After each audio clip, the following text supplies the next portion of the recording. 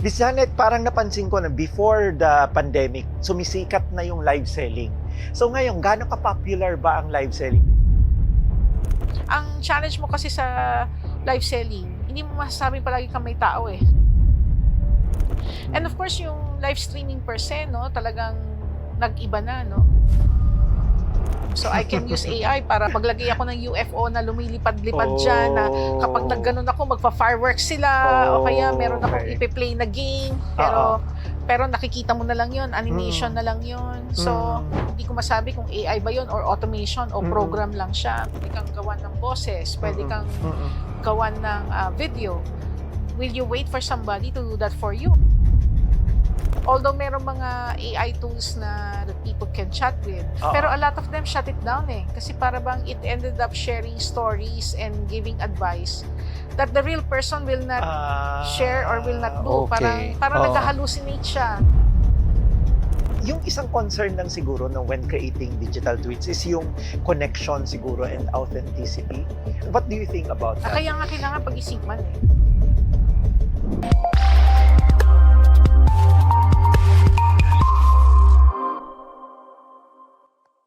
Hi everyone, this is Jerry Ilaw, co-founder of O'Learn and Tarki, and welcome sa ating O'Learn Insights, where we distill business strategies and tech into bite-sized learning.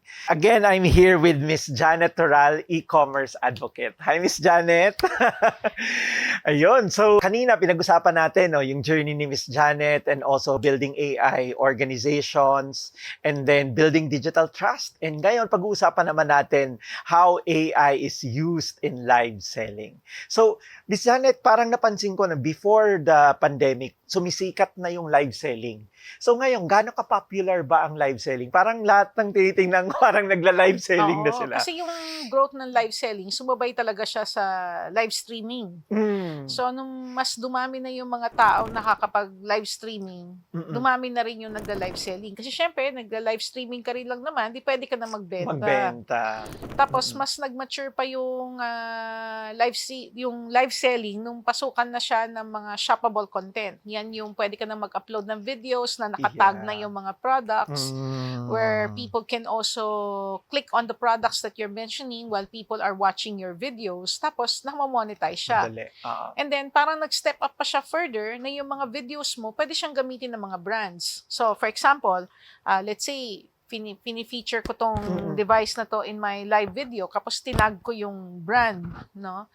Parang yellow basket siya. So, Yes. kapag kinlik yung makakapag-purchase. Pero since I am featuring that, pwedeng yung video ko, mag-appear siya dun sa product, lalabas siya. So, kapag merong nag-click ng video and they end up purchasing, ako mismo, magkaka-commission May ako commission. as a result of it. Kaya yung growth ng live selling, hindi natin masasabing alone lang siya, no? Parang tandem siya ng shoppable content. Kasi Yeah. ang challenge mo kasi sa live selling, hindi mo masasabing palagi kang may tao, eh. Unless talaga marami kang tambay, lalo na yung mga guwapo at magagandang live sellers na talagang marami doon, talagang tumatambay, benta siya ng benta, wala kang pakialam doon sa binibenta niya. Talagang pinapanood mo lang siya kasi talagang guwapo-guwapo talaga siya o ang ganda-ganda talaga niya, no? Parang wala lang, nakikipagpuyatan ka lang for that purpose, no? Pero kung halimbawang hindi ka pa ready bumili at that time, kapos meron siyang video or may snippet siya na meron siyang nakatag na product, di ano yun, pwede ka mag-purchase. So ako, in the past, kasi nagturo ako last year to a group of MSMEs all over the country on how to do live selling. Oh. So nag-live kami sa TikTok, nag-live kami sa Facebook.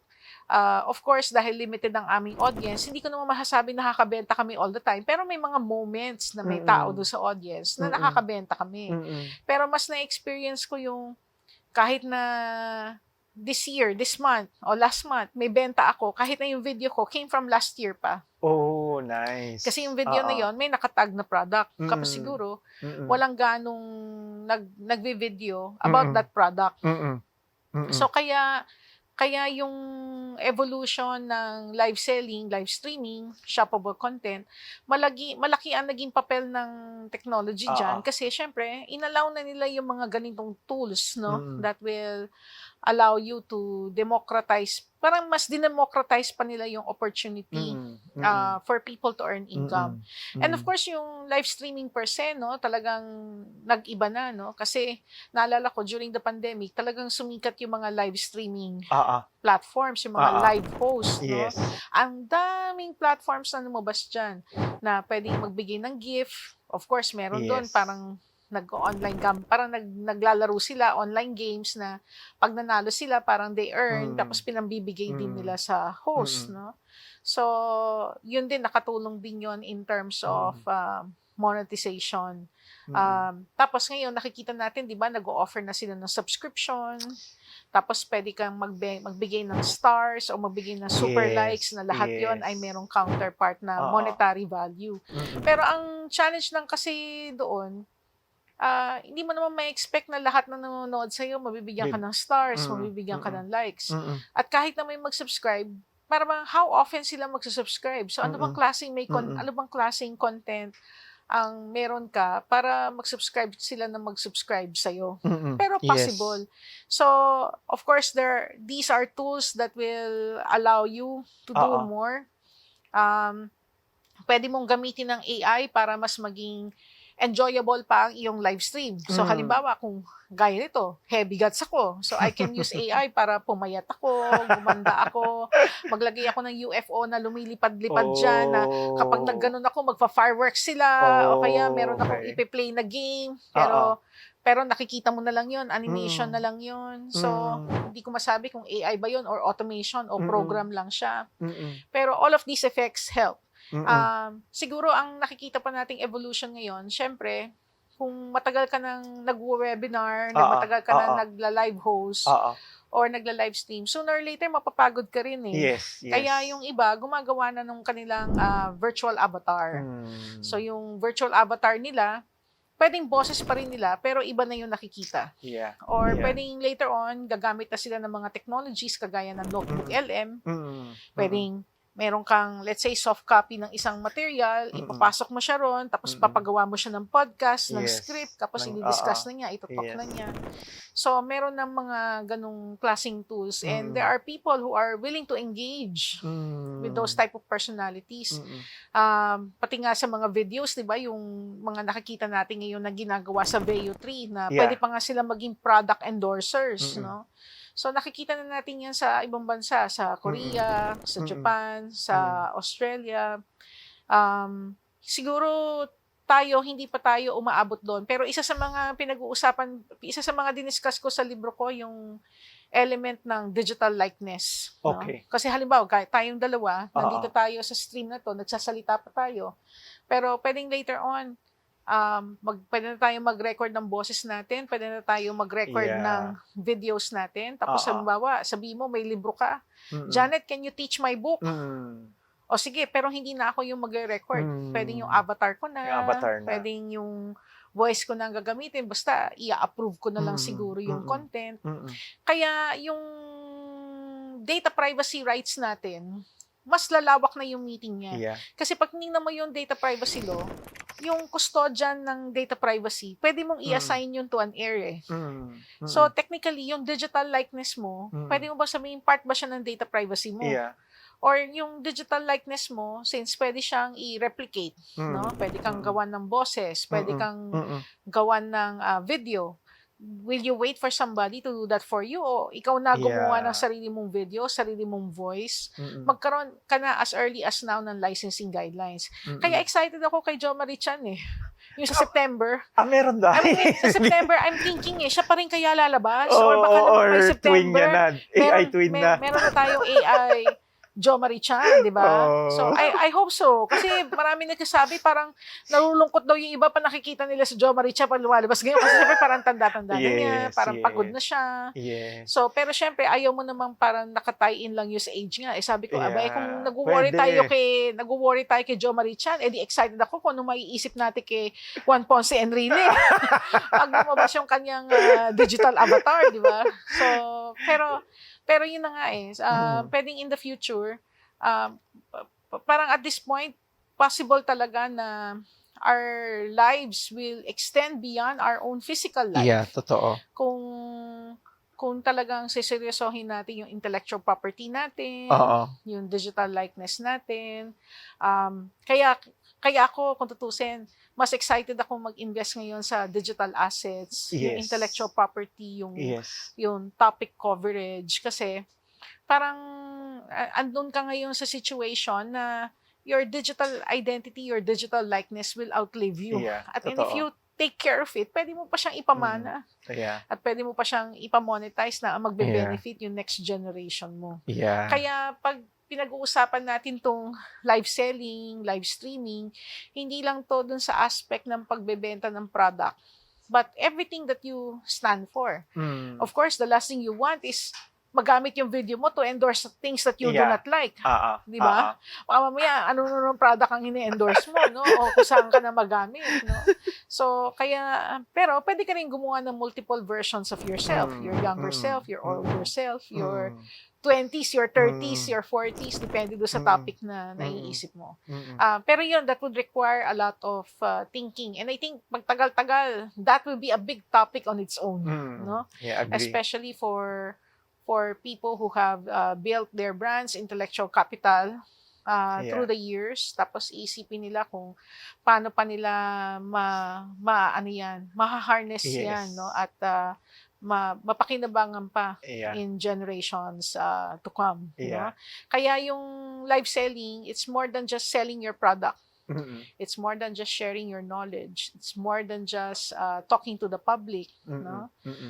It's beyond that. And we're barely scratching the surface. No?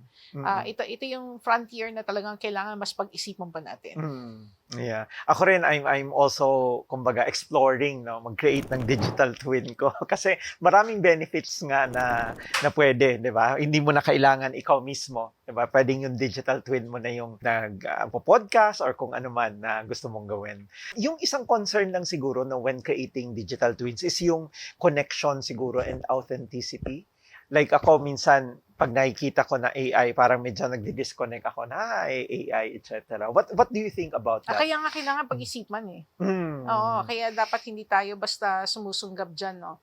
Although merong mga AI tools na that will allow you to have a virtual version of yourself that people can chat with. At may mga experimental versions na lumabas na siya sa US used by different personalities. Pero a lot of them shut it down eh. Kasi para bang it ended up sharing stories and giving advice that the real person will not share or will not do. Okay. Parang nag-hallucinate siya. No? Like, halimbawa, may sasabihin siyang ganito ang background niya na hindi naman talaga ganun yung background niya. Nag-hallucinate na yung AI niya. O kaya nagbigay na ng advice yung AI niya na may ganito ang gawin na hindi naman niya ibibigay yung advice na yun. So, even if these people were willing to pay $1, $2 for every chat session, they had to shut it down because it's not about the money. It's the responsibility that goes along with it. So I think diyan tayo talaga mas magbabantay. Kaya yung digital likeness, hindi siya yung parang licensing na parang come and go lang siya. Kailangan talaga meron talagang magkukustodyan. Ako para sa akin kailangan talaga may mas magkukustodyan pa sa kanya. Not because feeling mo importante ka, but more because may responsibility ka dun sa audience mo na the last thing you want is makakos ka ng irreparable harm to others. Yeah, I think very important yun, na you become responsible dun sa outcome ng AI twin mo. Kasi in the end, it reflects on yourself, di ba? On your brand.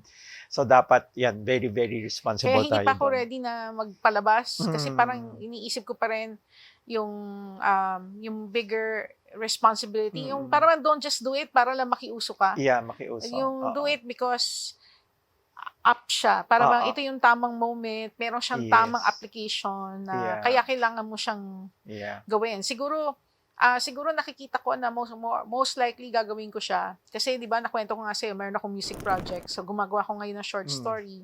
Eventually, plano ko siyang gawa ng mag-experiment ako sa novel, yung AI novel. Titingnan ko kung kakayanin ko. Para bang challenge ko lang sa sarili ko.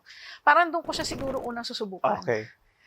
Para bang, kunwari, gagawa ka ng mini AI movie na ikaw yung character, pero part doon. Parang talagang it's part of the experiment.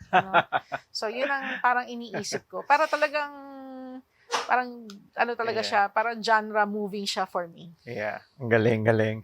Tapos itong mga AI tools no, na-mention mo kanina sa live selling, are these available kina Lazada Ang or pinaka Shopee? ang pinaka ano ngayon, dynamic, ang pinakamasaya kasi sa mga live streaming platforms ngayon talaga si Si TikTok eh. TikTok. Oo. Oo, talagang grabe, talagang Oo. grabe. In fact, kasi siyempre dahil meron nga akong music project, Mm. nagulat ako kasi kung tutusin wala akong music video. Mm. Nagpapagawa pa ako ng music video sa iba. Yung nagawa sa akin, di ko pa nga ina-upload kasi iniisip ko. And then nagulat ako nung chinek ko yung music video, may portion siya ron na I can create my music video right there and there. Sabi, magbe-video lang ako. Siyempre, Oh. gamit ako siya ng filter and everything. Oo, Magagawa oo. ko na siya. So, yung tools, yung parang they make Grabe. it so easy. Tapos Grabe. pwede akong gumawa ng avatar na right there and there. So, sabi ko, Mm. kailangan ko na mag-storyboard. Kung gagawin ko na talaga siya. Yeah, ayun, sobrang dami nating napag-usapan. Kanina yon story ni Miss Janet and also building trust and AI in live selling, no? So yun yung napag-usapan natin kanina. And also we mentioned na we'll give away 3 copies nitong book ni Miss Janet na Smarter with AI. So for the mechanics, we'd like you to siguro comment kung ano yung natutunan nyo, ano yung learnings nyo from these discussions with Miss Janet. And then we'll select the top 3. Tapos, yun, we'll comment nyo lang yung learning nyo from these discussions. And then, yung top 3 will provide the book for free. Ayan. Miss Janet, siguro last words sa viewers natin and also invite them to check out ano man yung mga projects mo and also, of course, your book. Kasi syempre, ang YouTube video, matagal lang lifetime yan, no? So, maraming pwedeng mangyari. So, I encourage you to really experiment, no? Kung paano nyo gagamitin ang AI sa inyong work, sa inyong personal life. How can you be productive in using it? You join as many communities as you can na alam nyo makaka-add ng value sa inyo. Attend as many seminars, webinars as you can na kung saan mag-i-increase ang knowledge nyo. Watch as many videos as you can na kung saan mag-i-increase ang knowledge nyo. Be curious, mag-experiment kayo, pero always make sure na wag nyo siyang gagamitin na makakakos ng harm sa iba at makakakos ng harm sa inyo. Wag nyo gamitin siya na makaka-compromise ng privacy ninyo. And of course, kung meron kayong mga nakikitang hindi tamang nangyayari, baka dapat i-report nyo siya to authorities kasi baka mamaya merong mga masasaktan na tao na naniniwala tayo na dapat nating maprotektahan, no? Especially mga bata na pwedeng maging helpless victims, no? Lalo na doon sa mga gumagamit ng AI for things na hindi natin ina-expect na doon siya gagamitin na nakaka-violate ng privacy ng iba at o kaya nakakapanloko ng iba. So maging vigilant tayo while at the same time being curious on how we can use AI to improve our lives. Ayun, thank you so much. And if they want to get in touch with you, saan ba sila pwedeng pumunta? Facebook lang po, Janet Toral. I also have my own YouTube channel, /Digital Filipino, yung aking YouTube channel if you want to get in touch. Thank you. Ayun, sobrang salamat, Miss Janet. It's an honor to have you sa ating Ulearn Insights. So maraming salamat for watching and again, put in comment your learnings nyo sa ating discussion with Miss Janet. And for the top 3 that we will select, you'll win this Smarter with AI na book, Miss Janet. So again, this is Jerry Ilao, co-founder of Ulearn and Tarky, saying if learning is not your priority, don't expect change. Maraming salamat for watching and see you sa ating next Ulearn Insights. Bye!